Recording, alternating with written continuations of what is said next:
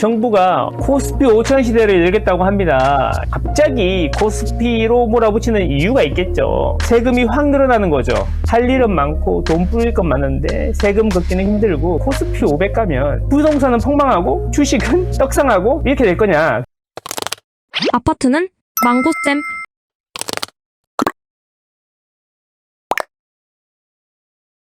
요거 요즘에 핫하죠? 코스피 5천 시대. 여러분, 코스피 5천. 지금 정부가 코스피 5천 시대를 열겠다고 합니다. 그렇게 하기 위해서 부동산 시장에 돈을 빼야 되는 건데, 그래서 그거의 일환으로 627 대출 규제가 나온 것 같기도 하고, 그렇습니다. 그러면 앞으로 코스피 5천 시대에 부동산은 어떻게 되는 건지 그 이야기 한번 해보겠습니다.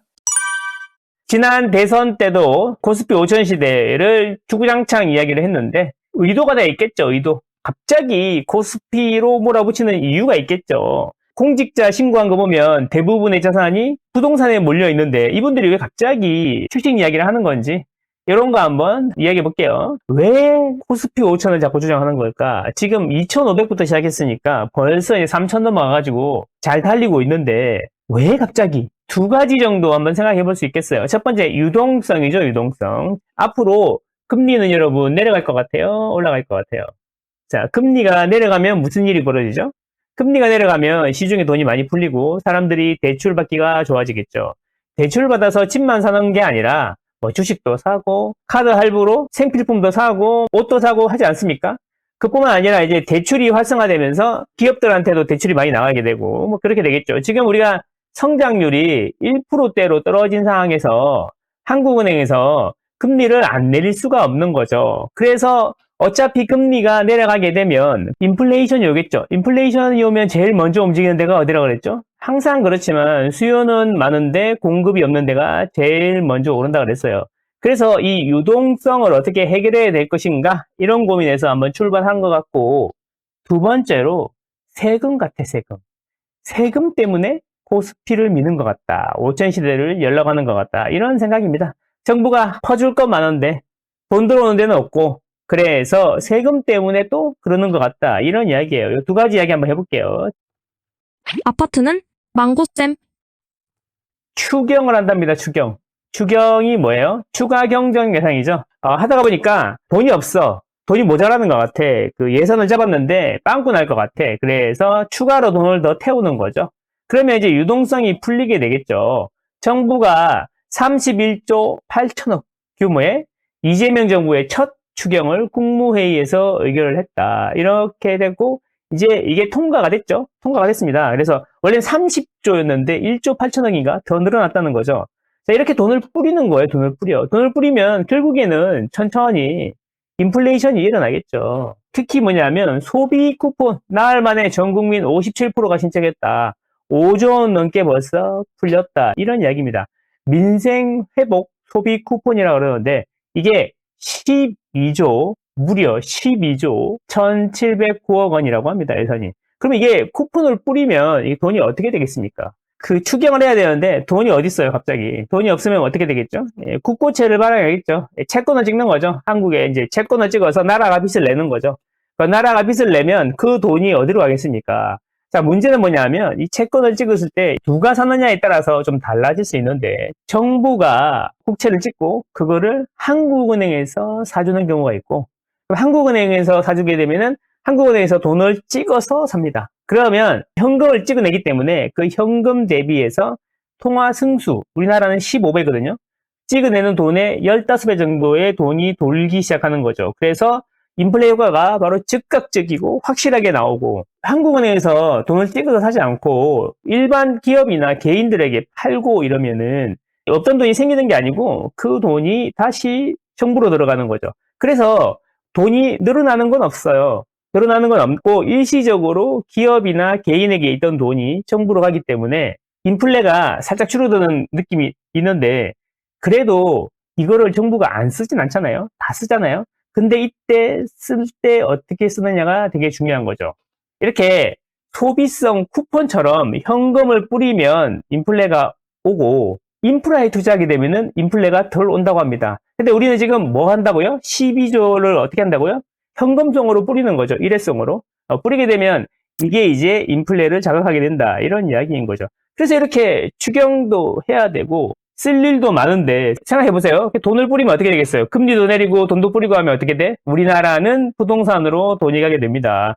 그래서 부동산을 가격을 올리게 되니까 잘 생각해보세요. 쿠폰도 뿌린다 그랬고 경기도 살린다 그랬고 국채도 발행하고 이래가지고 어떻게든 살려야 되는데 늘어나는 유동성을 담을 그릇이 필요한 거예요. 그릇이. 그 그릇이 원래는 우리는 부동산인데 부동산으로 들어가기 위해서 부동산을 올리면 되는데 자, 부동산이 오르면 무슨 일이 생기죠, 여러분? 정권 재창출이 쉽지 않을 수 있다. 우리 예전에 문재인 시즌2가 될 수 있다는 거죠. 그래서 이번 정부는 생각을 한 거지. 아, 그러면 처음부터 부동산에 있는 돈을 주식으로 옮기는 작업을 한번 해보자. 이런 생각을 하고 있었던 거죠. 그래서 이제 대선 후보 때부터 부동산 이야기는 최대한 자제하고 코스피 5천을 만들겠다, 5천을 만들겠다 이런 이야기를 했던 거죠. 결국 뭐냐면 이 정부가 코스피 5천을 이야기하는 이유 중에 첫 번째는 자기들이 뿌릴 돈, 유동성을 담을 그릇이 필요했고 그거를 부동산이 아닌 주식으로 선택했다 이런 겁니다. 아파트는 망고쌤. 정부 패키지 정세를 추진하고 있다. 윤회 감세 정책을 뒤집는다. 이런 이야기예요. 자, 이게 무슨 이야기냐면은 세금 올리는데 이게 법인세를 지금 24%로 되어 있는 걸 25%로 올리고 그 다음에 세율을 등급을 여러 단계로 나눠가지고 실질적으로 세금을 더 올리는 효과를 가져온다. 그래서 법인세를 제일 먼저 건드는 거죠. 법인은 건드려도 사실 국민들이 별로 신경 안 쓰잖아. 그래서 제일 먼저 법인을 건드리는 거고요. 주식 양도세를 손을 본다라는 겁니다. 자, 정부 패키지 중에 하나예요. 자, 법인세도 올리는데 법인세가 이게 만만치가 않아요. 좀 이따 보여드릴 건데 만만치가 않아요. 그래서 법인세만으로는 안 되니까 주식 양도세를 올리는 거야. 우리가 대주주는 50억 이상 되면 있잖아요. 대주주로 해가지고 팔면 양도세가 발생하잖아요. 20%인가요? 네, 그럴 겁니다. 그래서 이거를 50억을 10억에서 30억으로 확 낮춰버리는 거죠. 그러면 웬만큼 주식 좀 하신다는 분들은 이거를 다 양도소득세를 내야 되기 때문에 세금이 확 늘어나는 거죠. 결국 이렇게 해서 코스피를 2,000대에서 3,000 만들고 4,000 만들고 5,000 만들면 결국에는 뭐냐면 증권거래세를 인상하기 위한 사전포석이다. 주식을 조금 올리고 증권거래세를 딱 올리기 시작하면 거래가 얼마나 늘어나겠어. 두 배로 뛰었는데 거래 금액도 커지고 그러면 증권거래세 인상해 놓으면 세수 확보가 확 되겠죠. 그리고 결국에는 뭐 50억 대주주, 10억 대주주가 아니라 단계를 더 내려가지고 결국에는 일반인들에게도 과세를 하지 않을까? 이런 이야기 아닐까요? 부동산은 세금 많이 내는데 왜 주식은 하나도 안 내요? 뭐 이런 이야기 할 수도 있는 거니까 이렇게 해서 세금 때문에 그러는 것 같다.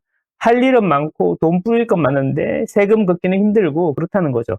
자, 왜 이런 이야기를 하냐? 자, 한번 보세요. 이게 뭐냐면 우리나라에서 가장 많이 거치는 세금이 세 종류가 있는데 소득세, 이 파란색 있죠? 소득세. 그 다음에 여기 보라색. 보라색이 뭐냐면 법인세예요, 법인세. 그리고 이 노란색이 뭐냐면 부가가치세, 부가가치세.